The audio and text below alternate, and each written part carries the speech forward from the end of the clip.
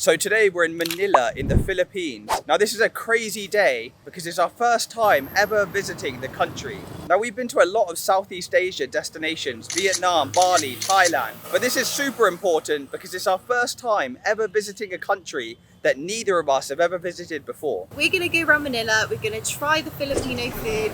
Hopefully we're gonna meet some local people and we're gonna give you our first impressions. Good morning, good morning. So right now we're going to Balué de San Diego. Is that how you say it? Baluarte. Vanuatu. Baluarte.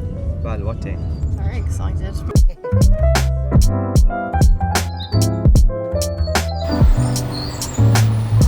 Hello, welcome to Baluarte de San Diego here in Intramuros, Manila.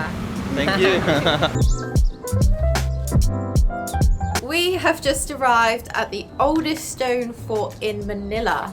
Now we've just read the sign and apparently this place was initially destroyed by an earthquake and then it was reconstructed by the Americans. Originally built in the 1500s.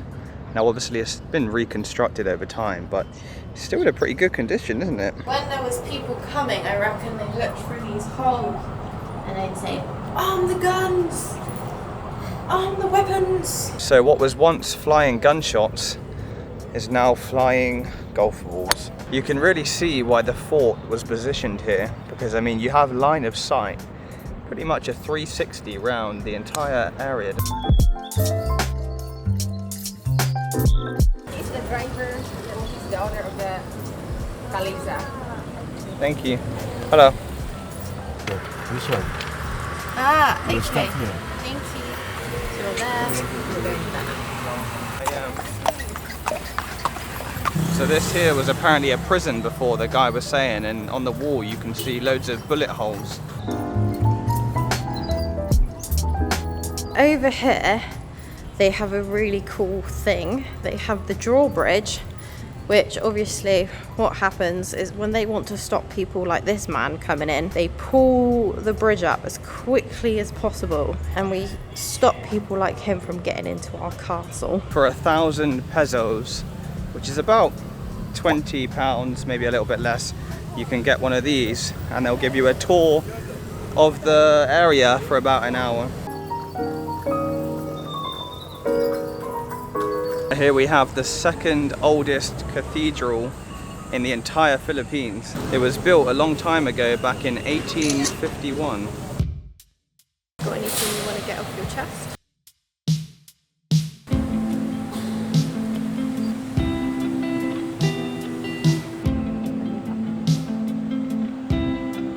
Hello, how are you? Hello, good, thank You you. want to try ice cream?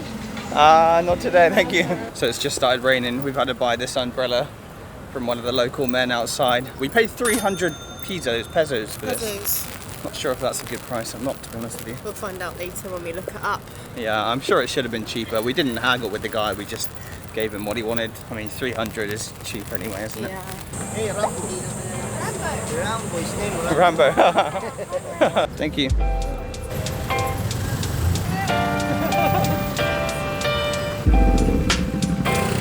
So we finished our tour. We just paid 1,300 pesos. A bit of a scam, to be honest with you, because when we got on the horse, they said 1,000 and it was supposed to be an hour and there was loads of traffic and we ended up paying the extra 300 because of traffic, which was completely out of our control. So would I do it again? Definitely not. I probably wouldn't recommend it neither. I mean, you can see everything. Everything's within walking distance. You don't need to get one of the horses. You can just do everything by foot anyway.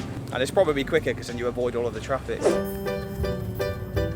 We are at Rizal Park and it's pretty crazy how even when you're in a city you can still find green spaces like this. Same in other places in the world like London and things, but there's about 140 acres here of park and we're just heading now. We're walking over to the monument, the Rizal Monument. This park is also known as Luneta Park and it's one of the biggest parks in the Philippines.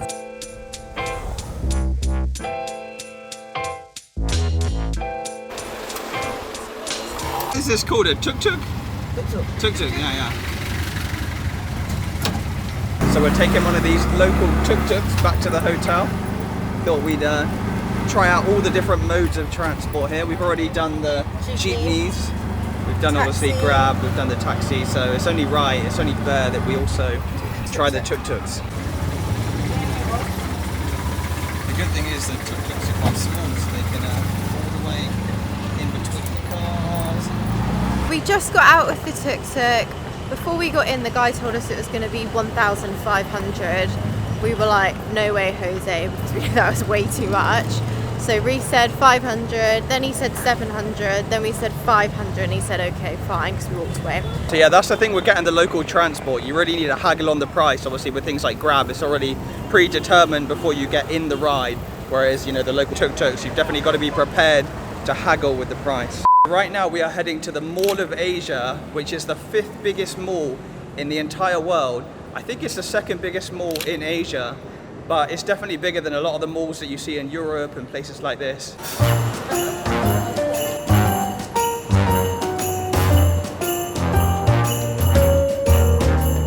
So far we have seen ice skating, bowling, laser quest, archery, table tennis. We have foods from literally every cuisine in the world. You've got Italian, Indian, Korean, Thai. Like literally every country in the world there is food. There is literally nothing this shopping centre does not have. Reece, are you going into Christmas land? Wow, look how big it is. Lots of Santas. Oh, it's so nice. I love it. We're on the hunt now to find some food. Really, we want to try some Filipino food, but there's 2 problems with that. Number 1, we're in a shopping mall. And number 2, we don't really know what Filipino food is, so we don't know what we're looking for. So we couldn't find any Filipino food in the mall, so we got this instead, which looks amazing. We'll have to get some Filipino food for dinner, I guess. Man versus food. Will this man be able to eat all this food? Stay tuned to find out. It's nice.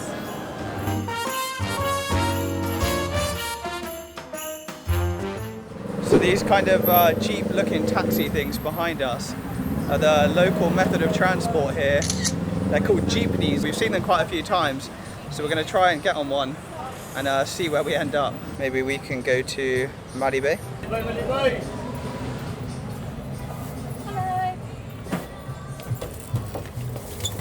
Are you going to sit?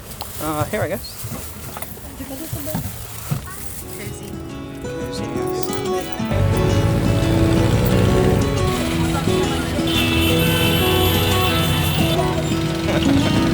Would I go on the Jeepney again? I probably would. I think I would, yeah. But I think the governments are trying to get rid of the Jeepneys because of the environmental damage and the safety aspect to the country. So I think they're discontinuing the Jeepneys. If you think you're ugly, you're not. You're just in the wrong country. Because in England, I'm probably like a 4 or 5. But here, I am a straight up 10. A man just told Reece that I'm so beautiful. One thing's for sure though is the traffic here is absolutely crazy. People just pull out in front of each other, everyone's beeping. There really is no order or regulation to this traffic. It is absolutely mad. I heard you want to leave this place, but we grew up. It's so tough, just put it on. So we are just getting off the Jeepney, and what a crazy experience that was. We've just done a kind of full tour on the Jeepney, the whole bus route that the Jeepney does. We were going to get off, but to be honest, we didn't because it ended up taking us down this very kind of, I would say, rural area. All the locals seemed really nice, they were friendly, they looked like there was a few dodgy characters about. So we've ended up back at the mall, but it was really good to see that side of the Philippines. So we've just had to quickly go back to the hotel.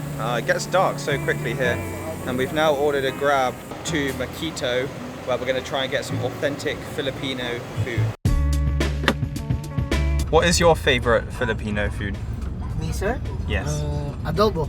Adobo. Yeah. Because now we go to a Filipino restaurant. We're gonna try some Filipino food. Yeah. That's good. Tata Tito. Hello. Hello. So obviously we don't know anything about Filipino food. We've never had it, we've never seen it, we've never tried it. So there's a QR code on this menu, so we've just looked up what the food looks like and what's in it. So we've gone for beef shank caldera, I hope I'm saying that right, garlic rice, and I'm having a cucumber pandan lemonade. I don't know what pandan is, I've just done a quick Google on the internet, and apparently it's some sort of plant that grows in Southeast Asia. It's kind of like cucumber has met a fruit and made a baby. Our food has just arrived. It looks very yummy. So nice. Is it? 10 out of 10. So good. Too yummy. Thank you. We've just finished eating, which I think is authentic Filipino food. I mean, it's kind of like a more upper class restaurant, but it was still authentic Filipino food, I think. But the food was amazing. We're gonna now try and get our Grab driver to take us to a local dessert place around here, and we're gonna offer to pay for his dessert as well. Hopefully we can find somewhere that sells Halo, as I know that's a really popular dessert here, but we'll see what we can find. So our new friend has told us to try the Halo, so we're gonna try it for the very first time, and it's good, yeah? It's good. So we're just waiting for the Halo to arrive. Now I have no idea what to expect. Apparently it tastes somewhat like a sweet, so I'm not really sure what to expect, but it's a really popular dessert here in the Philippines. Me too. That is the leche plan. That bit's really nice. Nice. That caramel kind of egg taste, and then like some fruits and jellies. That is so good. So first impressions of Manila. It's a crazy city, friendly locals, plenty of things to do, plenty of things to see. If you're coming to the Philippines, I would definitely recommend checking out Manila. And if you're not coming to the Philippines, I definitely recommend checking out the Philippines. Thanks for watching, and we'll see you in the next one.